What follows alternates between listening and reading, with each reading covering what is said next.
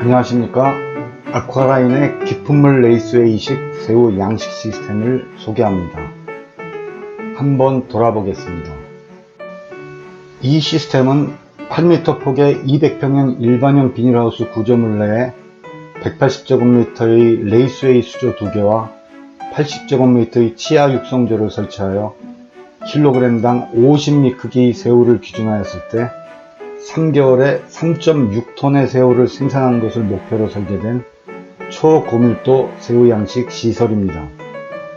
신규 시설에 대한 설계이지만 기존 바이오플럭 양식장에 대한 시설 변경도 같은 방식이 적용됩니다.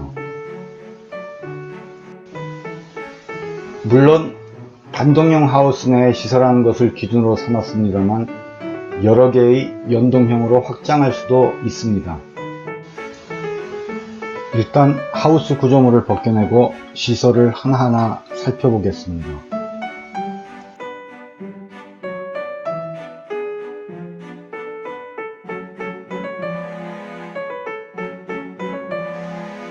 지금 보시는 것이 레이스웨이형 수조입니다.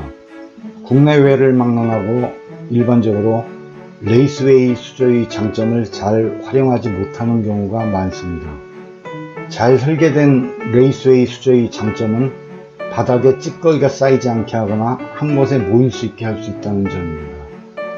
수조는 본 육성조와 치아 육성조로 나뉩니다. 치아 육성조에서 0.5에서 1g까지 키운 후 본 수조로 옮겨 키웁니다. 치아 육성조에서는 사육기간이 짧고 바이오매스가 작으므로 헤테로트로픽 바이오플럭 방식의 장점을 최대한 살려 먹이 생물망이 잘 갖춰진 하이브리드 방식으로 사육합니다. 본 육성조로 옮기고 난 후에는 맑은물 순환여과 방식으로 전환하여 사육을 하게 됩니다.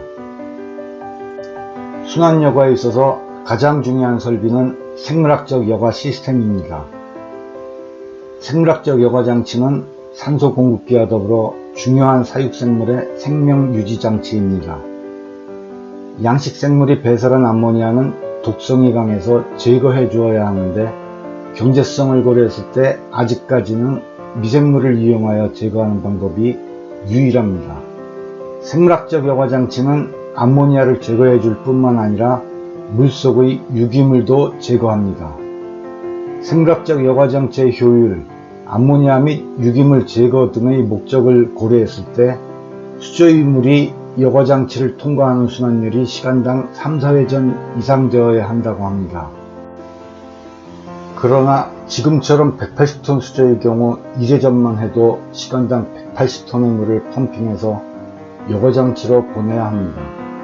3회전이면 540톤입니다. 1마력짜리 일반 범용 펌프가 보통 시간당 15톤을 펌핑하는 것으로 간주합니다.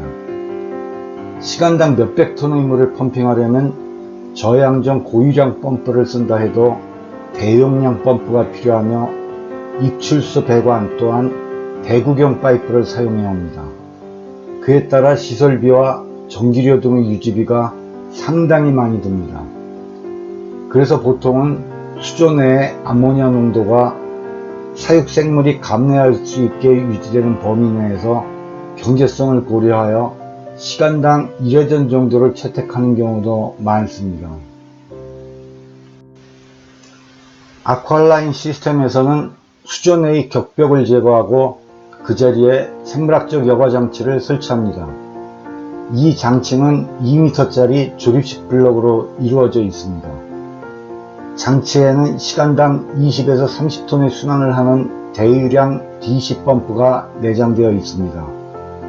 시스템 전체로 봤을 때 수조의 물이 시간당 여과장치를 4회전 이상 순환하게 됩니다.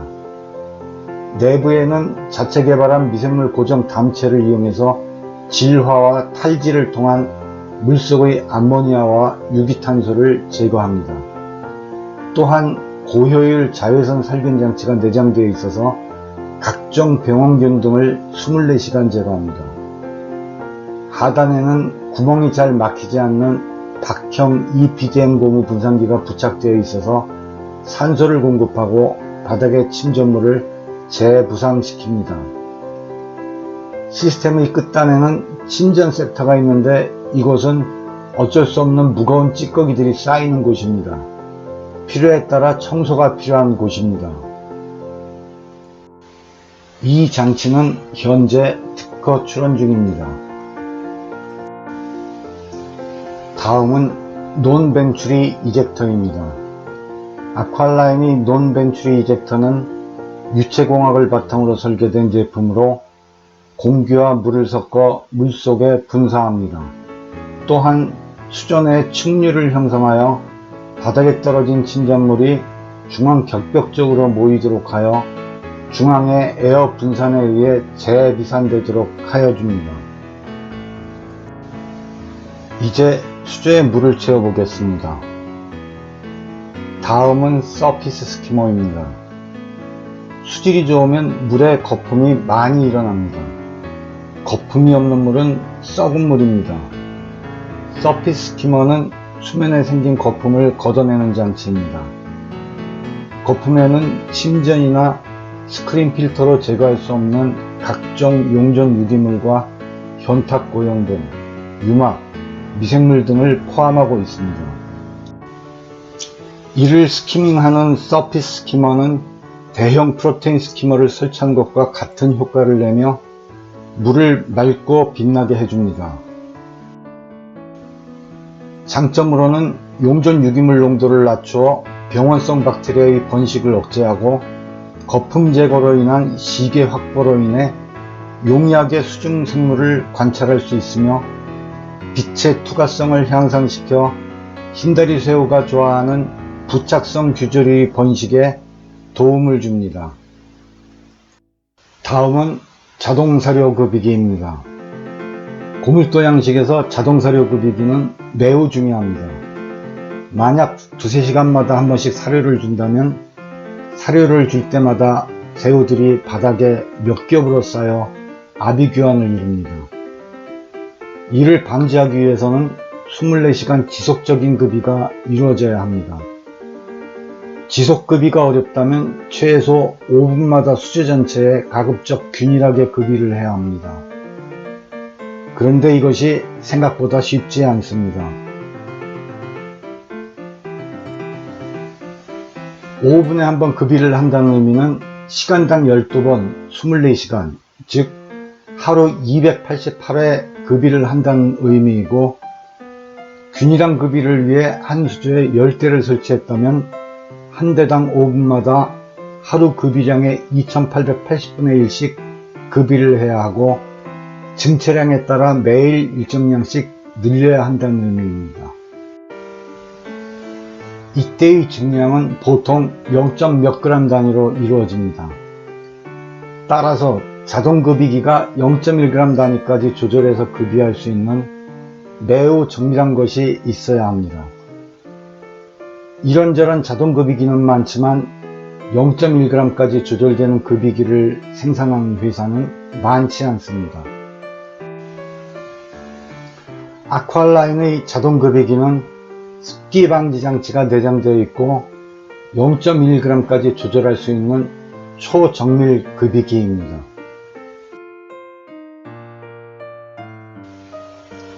이제 헤비텟을 물에 넣겠습니다. 헤비텟은 새우에만 쓰이는 설비입니다. 다른 어종을 키울 경우에는 필요가 없습니다.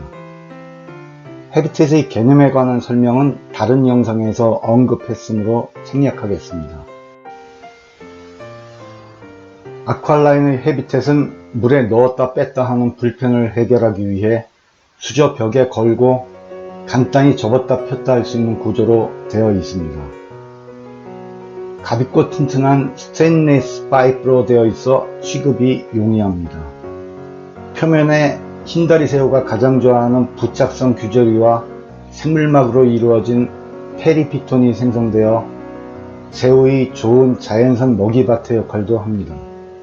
또한 일부 질화와 탈질이 진행되는 생물학적 여과기의 역할도 합니다. 아쿠아라인의 헤비텟은 특허 출원 중입니다. 다음은 펌프를 설치합니다. 양식장에 쓰는 펌프는 IP55 혹은 IP65 등급의 펌프를 써야 합니다. 펌프 전단에 바스켓 필터가 부착되어 있는 것을 사용하는 것이 좋습니다. 임펠러에 무언가가 빨려 들어가서 막혀서 펌프의 물이 반밖에 안 나오는데도 모르고 있는 양식장이 생각보다 많습니다. 바스켓 부착 펌프를 국내에서 생산하는 업체는 없고 중국산 가운데 엄선하여 수입을 한 제품입니다.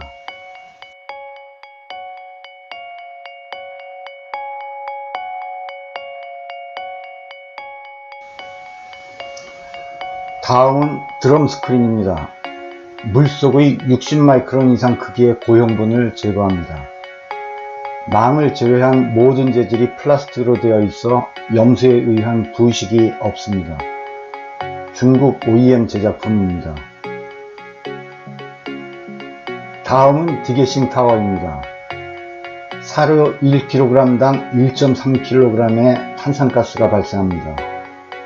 탄산가스는 용해도가 높아서 일반적인 에어레이션으로는 잘 날아가지 않습니다.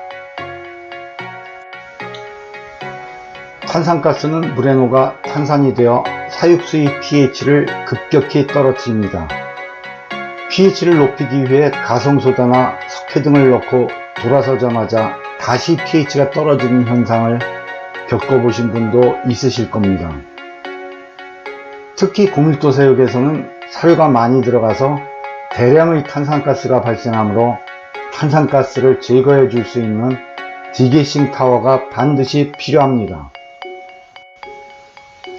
다음은 고도산화 처리 장치가 내장된 프로테인 스키머입니다. 프로테인 스키머는 물속의 용존 유기물과 물을 누렇게 만든 색소물질 등을 제거하는 장치입니다. 프로테인 스키머는 대단히 민감한 기기입니다. 작은 수질 변화에도 작동이 멈춰설 수 있습니다. 양식 환경에서 스키머의 작동이 멈췄다는 것은 스키머가 불순물을 다 제거했다는 의미가 아니고 수질이 더 악화되었다는 의미입니다. 스키머를 설계한다는 것은 수학과 관련하여 많은 지식과 풍부한 경험이 있어야 합니다. 다음은 케미컬 도징 시스템입니다. 수존의 모든 화학적 변화는 지속적으로 변화합니다. 갑자기 바뀌지 않습니다. 그런데 그러한 변화를 보정하기 위해 하루에 한두 번 갑자기 케미컬을 물속에 쏟아부으면 급격한 수질 변화를 초래하고 생물에 스트레스를 주게 됩니다. 케미컬 도징 시스템은 물속의 수질 변화를 따라가며 24시간 계속 보정을 해주는 장치입니다. 국내에서 아직 쓰는 곳을 보지는 못했지만 아쿠아라인 시스템에서는 필수 장비입니다. 치아 육성조로 넘어가겠습니다. 전술한 바와 같이 치아 육성조는 사육기간이 짧고 사료 부하가 적으므로 헤테로트로픽 기반의 바이오플럭 하이브리드 방식으로 운영됩니다. 하이브리드 방식이란 바이오플럭 방식에 침전조와 프로테인 스키머를 붙여 플락 농도를 마음대로 조절할 수 있다는 의미입니다. 아쿠아라인 시스템에서의 바이오플락의 의미는 일반 바이오플락과 개념이 다릅니다. 엄밀하게 얘기한다면 미세담체를 활용한 유동상 여과 방식에 가깝습니다. 수중에 물을 탁하게 만드는 단독 부유 박테리아가 없고 치아에 필요한 풍부한 먹이사슬을 형성한다는 데 초점을 맞춰주고 있습니다. 생물학적 여과장치는 없지만 비상시 하단의 본 육성조의 물을 순환시켜 수질을 잡아줄 수 있습니다. 지금 보시는 것은 치아 육성조의 침전조입니다. 침전조는 사육조의 5에서 8% 크기가 적당하다고 합니다. 그래서 원형 침전조를 채택할 경우 공간을 많이 차지합니다. 탄사는 수조 사이에 사각 장방형 침전조를 채택하여 별도의 침전조를 설비하고 배관하는 번거로움을 없앴습니다. 비상시 하루에 플럭의 80% 이상을 제거할 수도 있습니다. 다음은 자동 세척 석션망입니다. 치아의 특성상 펌프의 흡입 측에 새우가 딸려 들어가지 않게 1mm 크기의 망을 씌우는데 매우 자주 막힙니다. 이를 방지하기 위해 자동 세척이 되는 석션망입니다.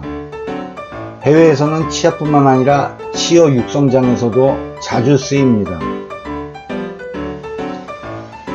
그 이외의 다른 장비는 앞에 설명한 본 육성장의 장비와 동일하므로 설명을 생략합니다.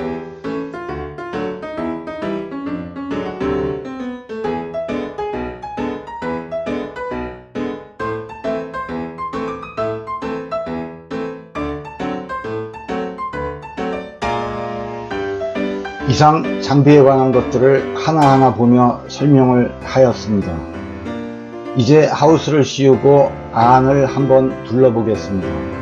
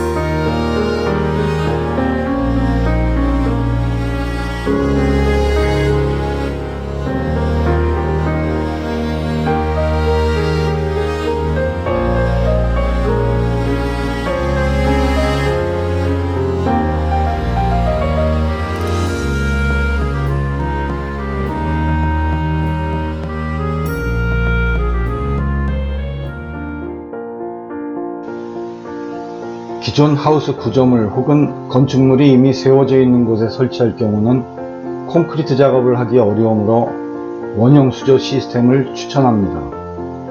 폴리프로필렌 시트로 현장 시공되는 원형 수조는 레이스웨이 방식에 비해 수면적이 약 30% 줄어들기는 하지만 시공이 간편하고 빠른 장점이 있습니다. 원형 수조 시스템은 치아 육성조 1조와 본 육성조 4조가 한 세트로 구성되어 두 세트당 3개월에 2.4톤 생산을 목표로 설계되어 있습니다. 치아 육성조는 레이스웨이형과 마찬가지로 헤테로트로픽 하이브리드 바이오플럭 방식으로 운영되고 본 육성조는 맑은물 순환력으로 운영됩니다. 원형 수조의 벽에 폭 30cm의 격벽을 만들어 그 안에 생물학적 여과조와 침전조, 살균 시스템을 내장합니다. 장비는 레이스웨이 방식과 동일하므로 설명을 생략합니다. 한번 둘러보시겠습니다.